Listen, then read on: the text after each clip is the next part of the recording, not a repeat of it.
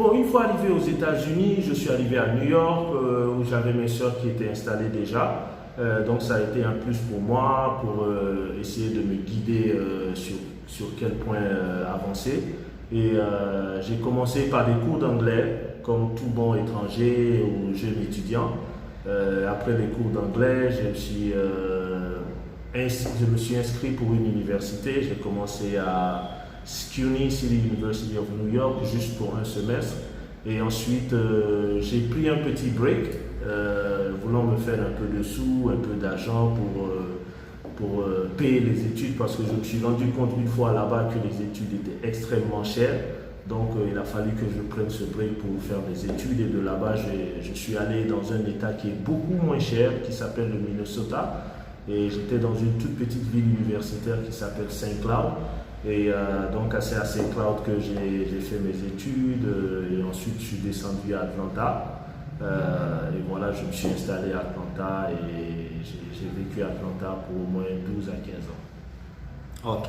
Et vous faisiez quoi comme activité là-bas déjà?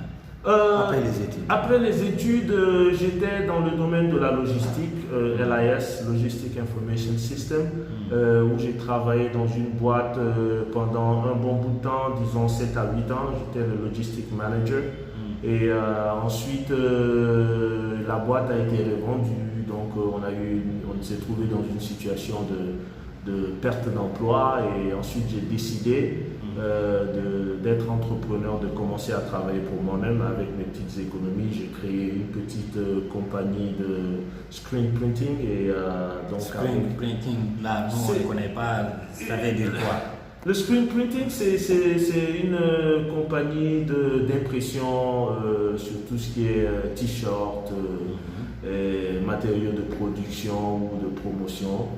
Et donc je me suis investi dedans et avec un de mes partenaires, Alassane Kouyaté, qui est à Atlanta aussi. Et donc j'ai travaillé à mon propre compte pendant au moins 3 ou 4 ans. Qu'est-ce qui vous a poussé à revenir en Guinée? Bon, je me suis rendu compte que l'expérience que j'ai, la connaissance que j'ai était beaucoup plus valable, aurait beaucoup plus de valeur chez moi en Guinée. Et ne pas oublier qu'on vient d'un pays qui a beaucoup de contraintes.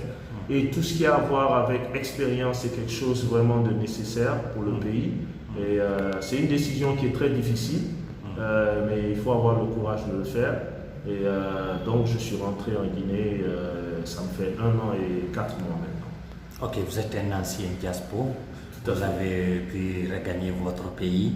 On imagine que vous avez des activités. Oui. Et vous évoluez dans quel domaine? Est-ce que vous avez réussi dans ces domaines? Bon, la réussite, c'est quelque chose qui, disons, prend du temps. Ça ne vient pas du jour au lendemain. Je suis là, ça me fait 1 an et 4 mois, comme je l'ai dit. Je me suis associé avec 2 autres amis qui étaient aux États-Unis aussi. On avait les mêmes idées, les mêmes façons de penser, différentes expériences. Donc, on s'est dit que si on merge le tout, ça va créer quelque chose de positif. Et donc, on a décidé de créer une compagnie qui s'appelle American Vitrerie. Nous sommes dans tout ce qui est création de vitres, baies vitrées, avec un côté vraiment professionnel et des matériaux de qualité. Et aussi, on a créé une compagnie immobilière qu'on appelle Atlantic Realty and Management. Donc, nous faisons la gestion immobilière pour tout privé ou public, toute personne. On assiste aussi beaucoup ceux qui sont à l'étranger, aux États-Unis, au Canada, un peu partout en Europe et dans le monde. Avec tout ce qui a problème d'achat, vente de terrain, parce que c'est un grand souci pour beaucoup de nos compatriotes à l'extérieur d'avoir quelqu'un de confiance ou une compagnie en qui on peut avoir confiance pour tout ce qui est immobilier. Donc nous avons créé ces boîtes et nous avons décidé d'employer des jeunes de moins de 35 ans et donc au niveau de American Vitrerie, notre compagnie de vitrerie, nous avons, disons, 7 à 8 employés qui ont tous moins de 30-35 ans. Et nous avons aussi avec Atlantic 3 employés et nous avons une secrétaire. Ok. En implantant vos 2 entreprises, est-ce que vous avez rencontré des difficultés? Si oui, lesquelles? Bon, les difficultés n'étaient pas vraiment assez poussées. Je pense que le marché quand même n'est pas assez compliqué. Seulement au niveau de l'aide, par exemple, ou de soutien, de conseil, c'est quelque chose qui manque beaucoup. Donc il faut vraiment être fort, il faut vraiment trouver le chemin, savoir sur quelle voie vous voulez passer et quelles sont les personnes qui peuvent vous assister à vraiment arriver à vos points. Et mais au niveau des marchés, au niveau quand même il y a des challenges qui sont là, ça il faut le dire. Il y a des challenges, c'est un système qui est tout à fait différent. Donc il faut réapprendre à s'intégrer encore dans un nouveau système. Mais je pense que ça n'a pas été assez difficile qu'on le pensait. Quelle est l'importance d'investir ce soir? La différence d'investir ce soir et c'est les autres? Est-ce qu'il y a une différence? Si oui, quels sont les avantages? Oui. Il y a une grande différence. Déjà, le fait d'être chez toi, ça fait une grande différence. C'est vrai que nous vivons dans la mondialisation et tout, mais il y a un proverbe qui dit qu'il n'y a pas mieux que chez soi. Et ici, il y a certains challenges ici qui sont beaucoup moins difficiles à affronter que dans les pays de l'Est, de l'Ouest, aux États-Unis par exemple, où il y a beaucoup de regulations, il y a beaucoup de taxes, il y a beaucoup de différentes étapes que vous avez à passer dans le domaine du business. Et chez nous en Guinée, il y a quand même des conditions qui sont un peu plus favorables. Nous avons des assistantes de l'État, par exemple comme la PIP qui assiste toutes les compagnies à vraiment s'intégrer et facilite la création des entreprises. Et ça n'a pas été assez difficile.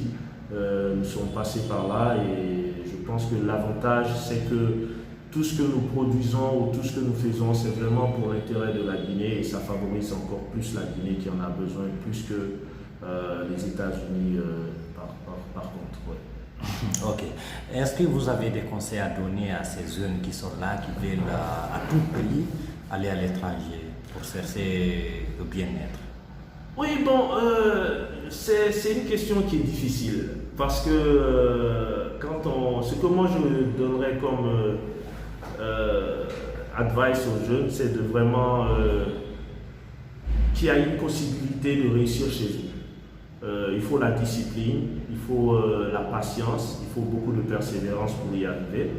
Et l'Ouest, les États-Unis, l'Europe, ce n'est pas l'Eldorado, ce n'est pas le rêve qu'on croit voir avec les films et tout ce qu'il y a comme musique et tout. C'est bien beau, mais les réalités sont différentes. Je pense que si on est persévérant ici, on peut essayer de s'associer avec des amis ou des jeunes qui ont la même vision que vous, qui ont le même désir de réussir. Et avec ça, c'est possible. Tout est possible ici. On peut faire tout ce qu'on peut en Afrique. Il y a des possibilités pour tout. Il faut avoir confiance en soi. Mais quand même, le voyage, c'est quelque chose d'important. Je dirais à tous les jeunes, si vous avez l'opportunité d'aller voir quelque part, allez-y, voyagez, voyez le monde. Et essayez de prendre tout ce qu'il y a de positif à l'extérieur et ramener ça chez vous. Et je pense que le succès est possible. Ok. Et disons là, est-ce que vous n'avez pas le regret d'avoir retardé pendant tout ce temps aux États-Unis? Ah si, par contre oui. Je me dis que j'aurais dû rentrer beaucoup plus tôt, mais en tant que bon croyant, c'est la volonté de Dieu. Mais je me dis qu'il y a beaucoup d'opportunités. En Guinée, il y a beaucoup d'opportunités en Afrique. C'est un marché qui est vraiment vierge et je pense qu'il y en a pour tout le monde. Il faut juste choisir vraiment d'avoir le courage de venir, chercher un fonds de départ pour s'investir et trouver les bonnes personnes qui ont les mêmes idées que vous, la même détermination. Et je pense qu'avec ça, c'est vraiment possible d'y arriver. Ok, vous avez des conseils à donner à nos compatriotes qui sont à l'étranger et qui ont peur de rentrer ou bien qui ne veulent pas rentrer? Bon, je dirais à tous ceux qui veulent rentrer que c'est pas facile.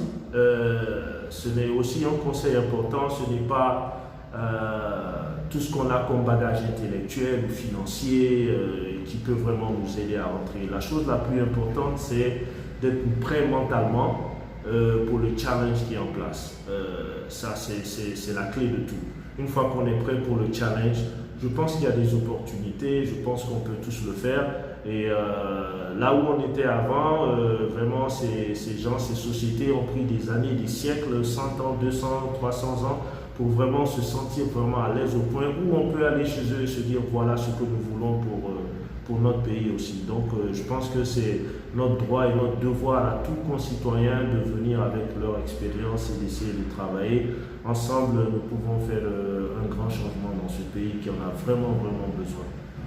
Ok, nous arrivons au terme de l'entretien, mais avant, vous avez passé 22 ans aux États-Unis. Oui. Sûrement, il y a eu des moments de difficultés. Racontez-nous quelques anecdotes à nos lecteurs. Comment vous avez vécu ça? Ouais. Est-ce que vous avez vécu des situations compliquées? C'était vraiment difficile. C'était un challenge. Il y a eu des bons moments, il y a eu des moments difficiles. Il y a eu des moments où, par exemple, au niveau de l'école, on a peur d'aller en classe parce qu'on n'a pas payé la scolarité. Il faut travailler, on rentre en classe, on se cache, on sait à quelle heure la dame de la comptabilité doit venir. Donc même si c'est en plein cours, il faut qu'on se file aux toilettes le temps qu'elle passe. Il y a eu des moments où on n'avait rien à manger. On a mangé du pain avec des sardines, du pain avec du beurre, des pâtes.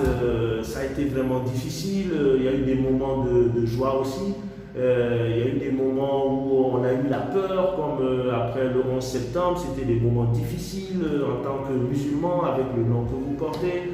Donc c'était vraiment des moments compliqués où des fois on a même eu des moments en tant qu'étudiant où on a presque failli se faire sortir parce qu'on n'a pas payé le loyer. Donc il faut vraiment se dire que c'est pas le grand rêve. Hein. Il y a des moments vraiment difficiles où on a chaud, on appelle maman, où on essaie d'appeler papa, ça va pas, voilà. Mais on a poussé, on a persévéré, on a